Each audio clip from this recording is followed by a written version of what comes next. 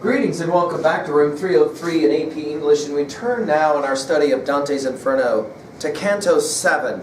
The prodigals and avaricious of Circle 4, that is to say the wasters and the greedy people, and as well we'll have Circle 5 here, the wrathful, that is to say the nasty, the angry, the sullen.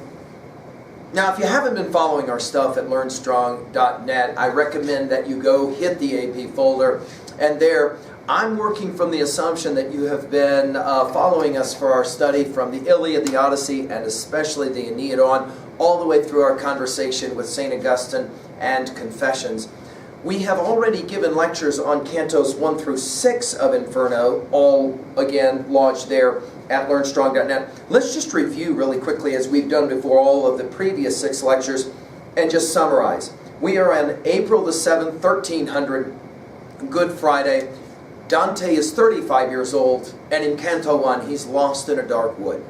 A leopard, a lion, and a wolf all kind of keep him from being able to climb the mountain of God.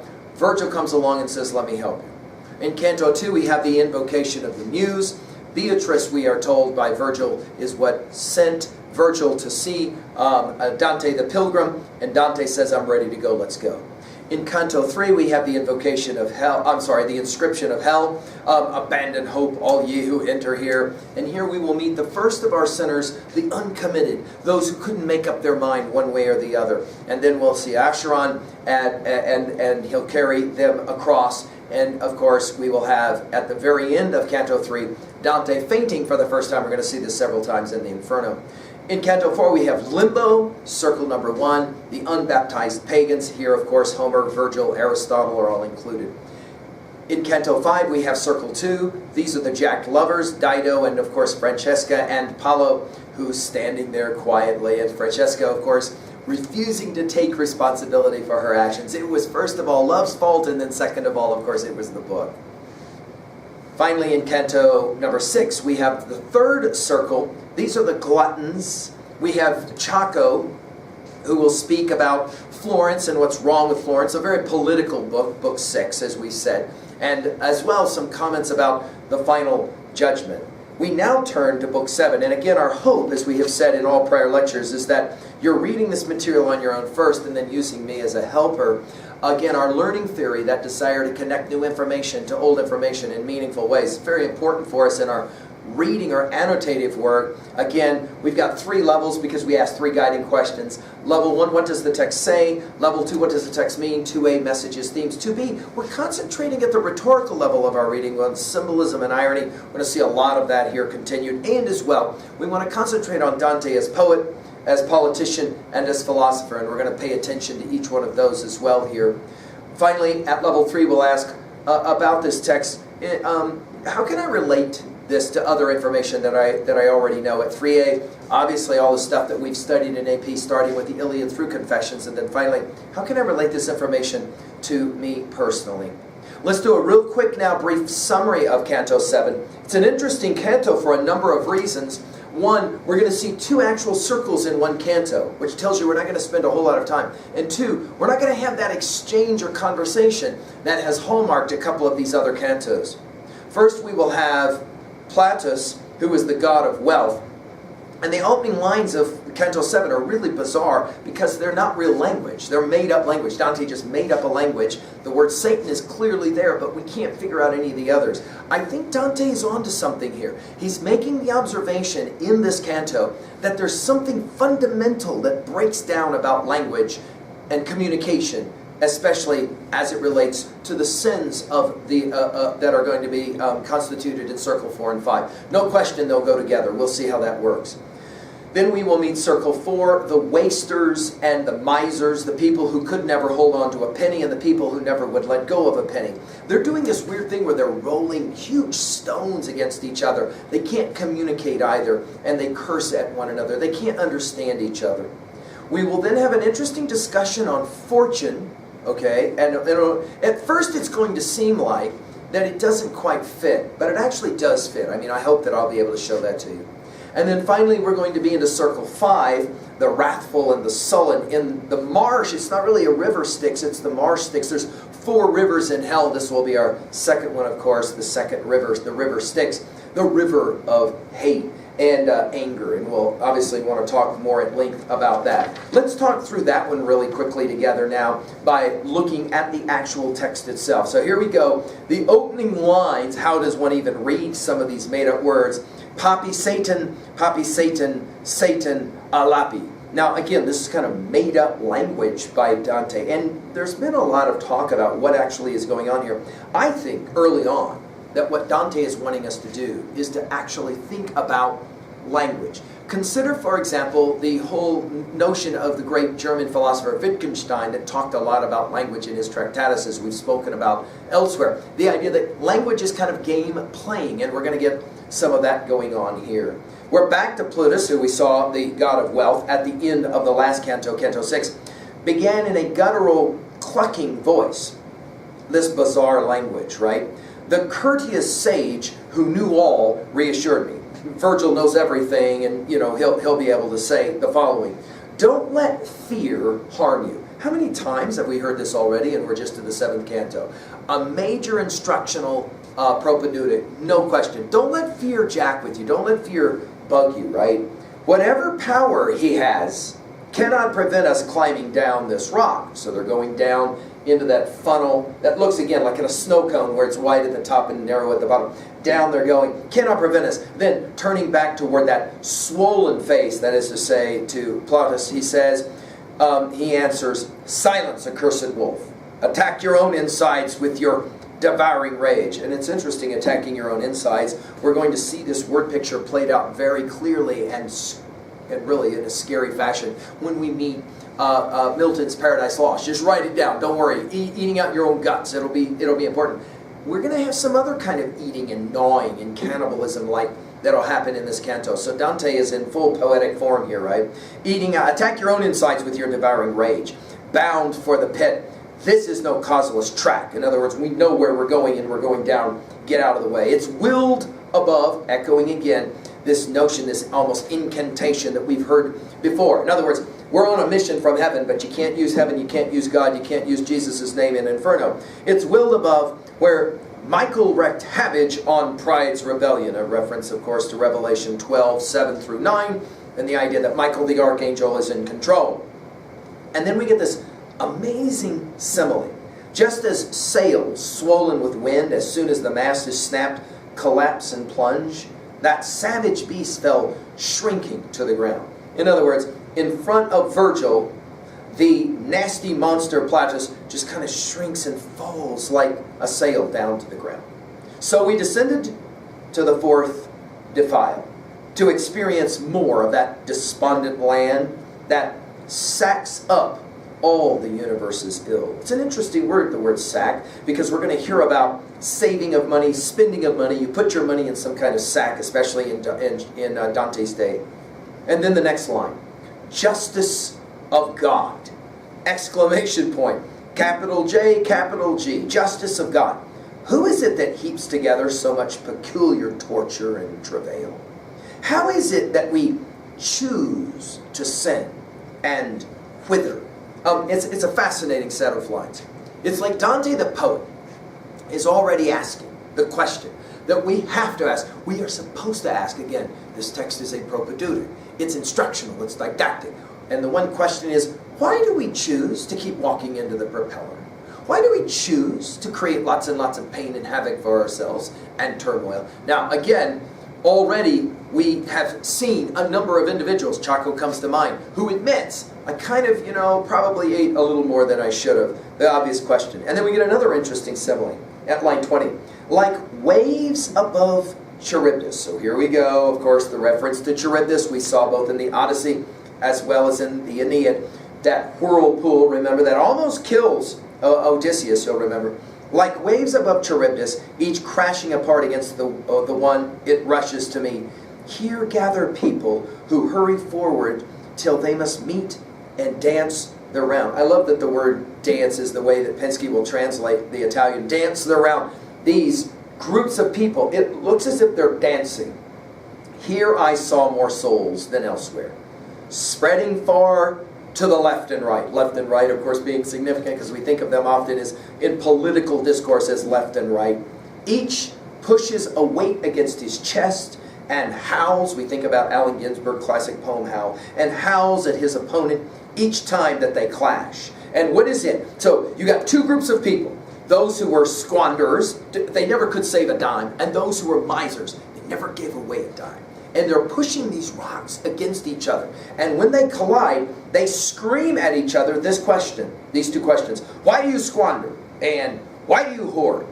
Each wheels to roll his weight back round again. They rush toward the circle's opposite point, collide painfully once more, and curse each other afresh. And after that refrain, each one must head through his half circle again to his next joust. In other words, they scream at each other, but they can't understand each other. We're back to language. Let's put it in our notes. It's brilliant. It's brilliantly constructed. So notice in life, they either were wasters of their resources or they were misers of their resources and never wanted to spend anything. Prodigals and misers, wasters and stingy people, they don't understand each other. They cannot communicate with each other. It's the brilliant observation here.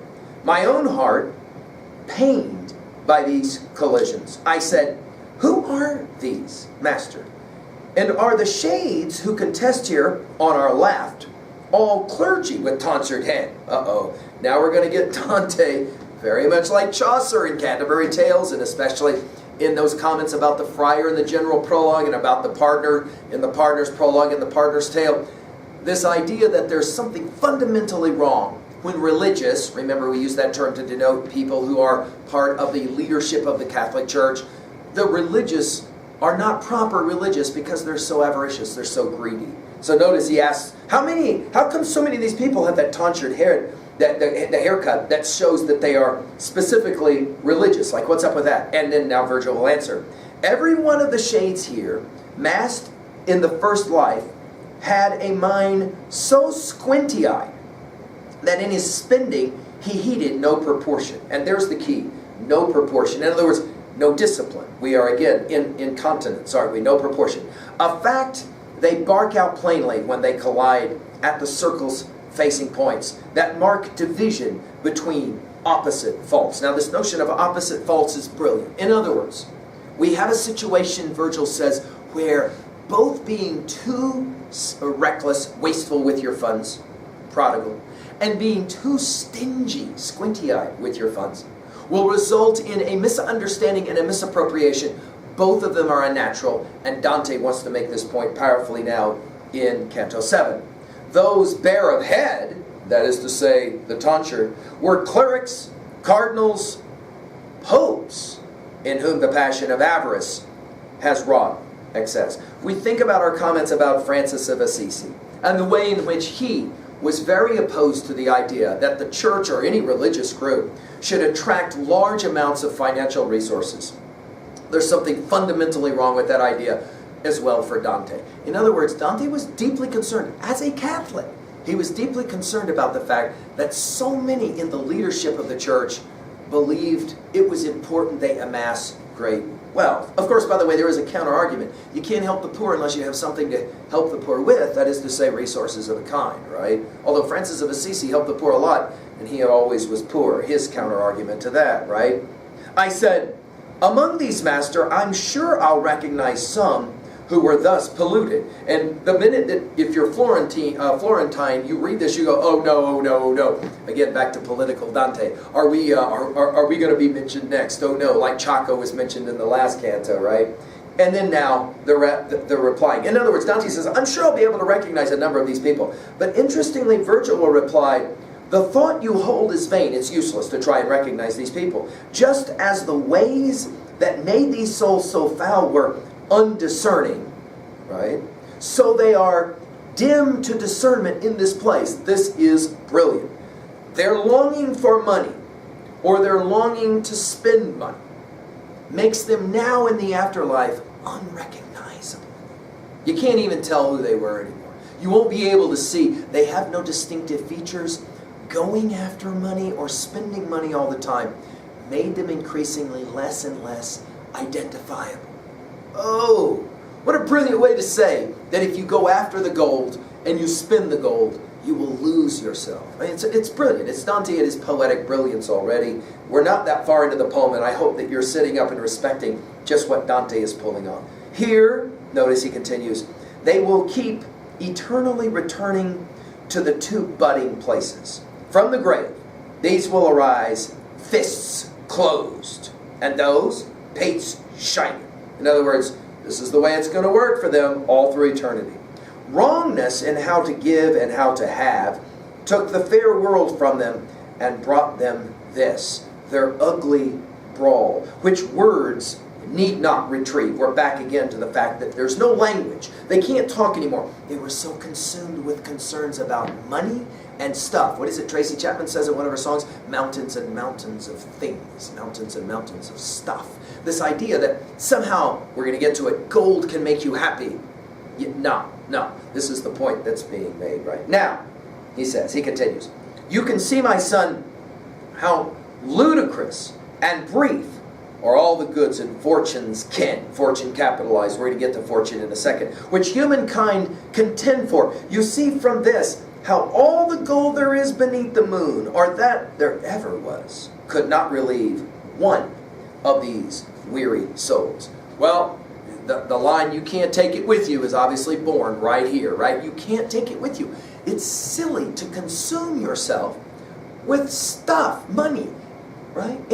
We have said this before. It doesn't matter how much money you make. 5 seconds before you flatline, you will not be thinking about that money, right? It doesn't matter.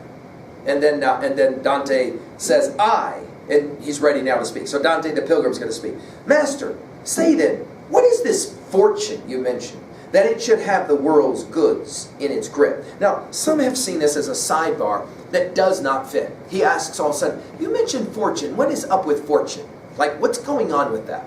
Some have constituted this as a mistake of Dante. I don't think so at all. I think it fits perfectly. The obvious question is, why is it some people end up with a lot of stuff and other people end up with not a lot of stuff? Or why is it that some people who have a lot of stuff end up losing so much of their stuff? Fortune. It seems like it's kind of fickle. It's kind of like all over the place. And now we're going to get the great teacher, of course, Virgil. There's really Dante the poet, right, using Virgil as the mouthpiece to give us an interesting observation about the silliness of believing you can hold on to stuff like money. He says it this way.